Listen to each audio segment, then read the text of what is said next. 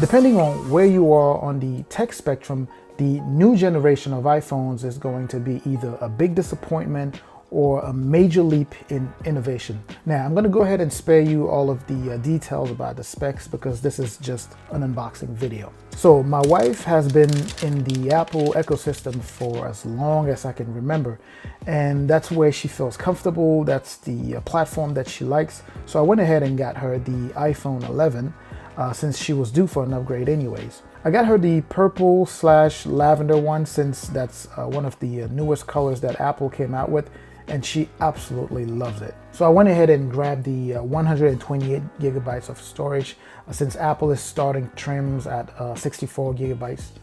Who's even starting phones at 64 gigabytes of storage? But anyways, so I got the 128 for the wife because I know she's going to be taking a ton of pictures. As a matter of fact, if we look at it closely, we realize that Apple doesn't even include the fast charge brick with the iPhone 11. It only comes with the 11 Pro, which is another sad thing. The phone itself looks really nice, although you can still get that 10R feel when you hold it, which actually brings me to the question of where is the actual innovation this year? Well, it seems like there are, just a few that are truly worth mentioning here. So this year, newer version is supposed to have a stronger glass and also an improved battery life. And according to Apple, it's roughly an hour added to the previous version. And of course, the newest chip, the A13 Bionic chip, is added to this new phone. It also is Wi-Fi 6 capable,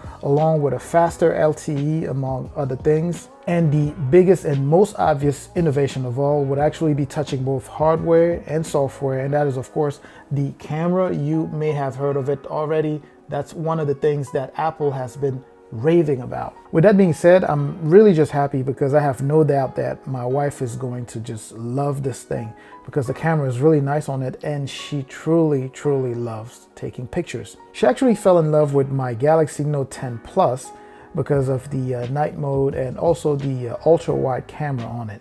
Now that she's gonna get all of that in this phone, and she also gets to remain in that same ecosystem that she's already familiar with, she's definitely gonna love it. So now the camera. It has dual 12 megapixel ultra wide and wide cameras. It also featured the new version of Smart HDR.